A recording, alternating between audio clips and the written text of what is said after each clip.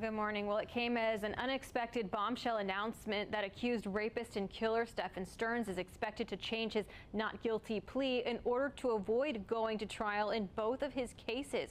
Prosecutors were seeking the death penalty in his murder case. Now, in just a few hours from now, he will be in the Osceola County courtroom just one day before his sex crimes trial is supposed to begin. After close to a year and a half of legal prep, defense attorneys for Sterns have filed for a plea hearing, but now both of his trials could be resolved in that single hearing today. Defense attorney Jeffrey Golub, who is not part of the case, says he believes the timing is intentional. Once they start one trial, they're not going to give them a deal in either case.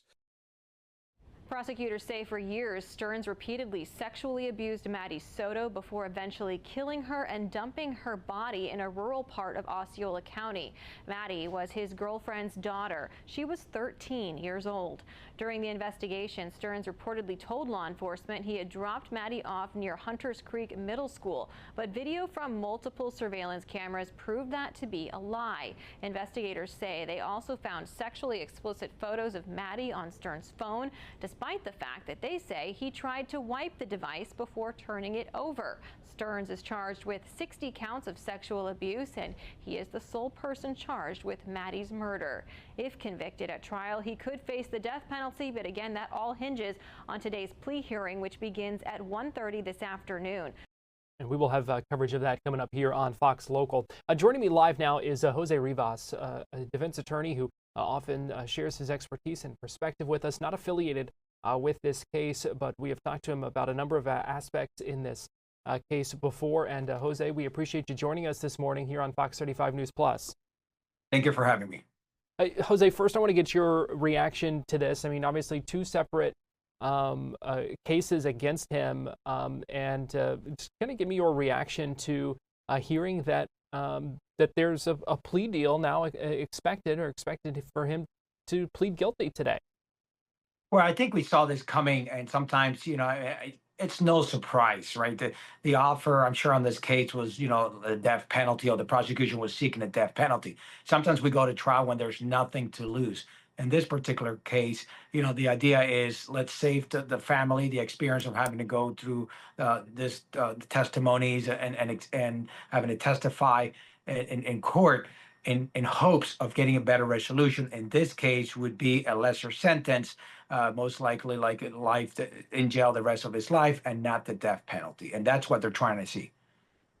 It's interesting timing, though, and I'm wondering if you might be able to shed a little bit of light on that. That this has been a long road to get to this trial, and here we are just the day before when that sexual battery trial was expected to begin, and now this plea hearing. Why now? Well, the question is, and we'll see here in a few shortly, the question is this going to be an open plea, or is this a negotiated plea? Typically, judges do not take negotiated pleas after the case has been set for trial. So we don't know yet. We're going to have to see whether this is an agreement that's been reached with the state. But he also has he can say, listen, perhaps there is no offer from the state. Perhaps this is an open plea. An open plea is when you plead to the bench, and it's totally at the discretion of the judge. So they might not have an agreement. We don't know that yet. If that's the case, and the judge will have the discretion as to the sentencing, he would have to enter a plea of guilty first, and the sentencing will be issued probably in a couple months. What do you expect? What should we expect to see in this hearing this afternoon? Can you just kind of walk us through what happens in situations like these?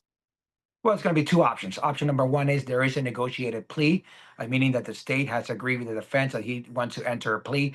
Now, that plea needs to be announced in open court, and then the judge will determine whether he wants to accept the plea. Remember, it's the judge that makes the final determination. Some of the factors are going to come into play. It's going to be whether the family has approved the plea, whether it's been consulted with the family, of the victim, any other factors, and then the judge will determine whether he wants to accept that negotiated plea or not.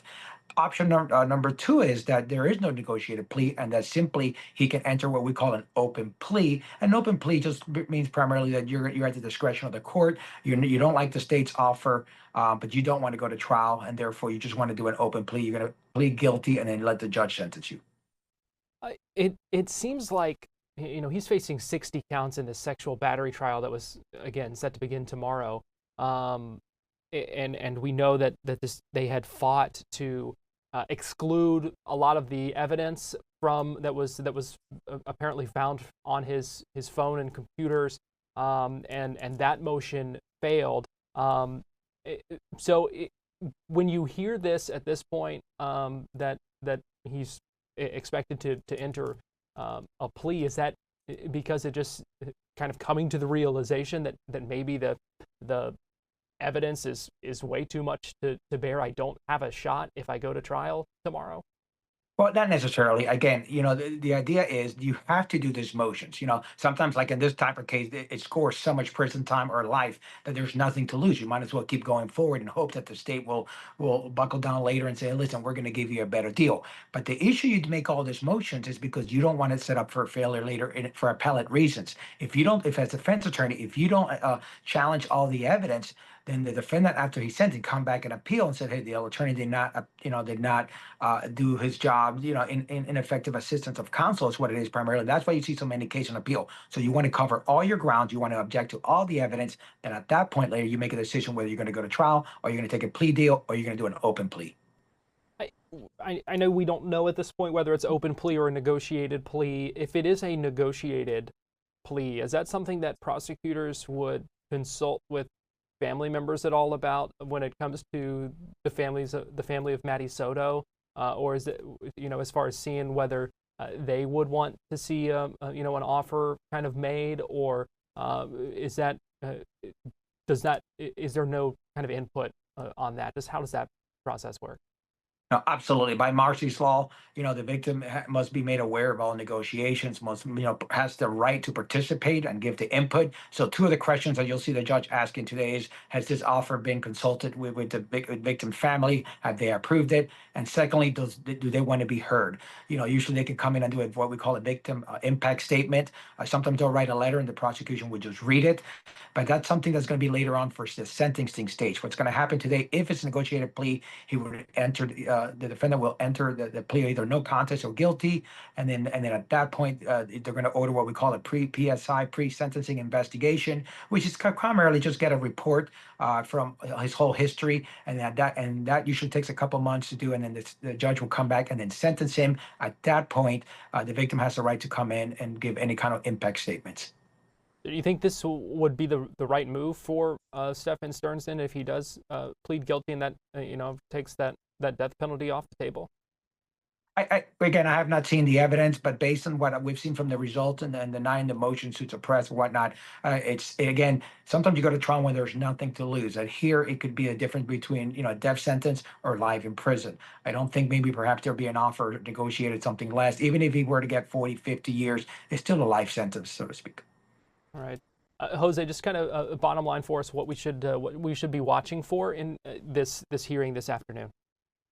Well, again, this is last minute, and it happens all the time. Now, I've been in this courtroom, and usually judges do not like to take any last minute negotiation. If I ever, if I were to, but this case is an exception. There's so much evidence. There's so much at risk. It could be a trial. It could take, use many jurors as well as consume a lot of the court's time. So I think, for efficiency of the court and for the family of the victim, I think that the judge will consider a negotiated plea.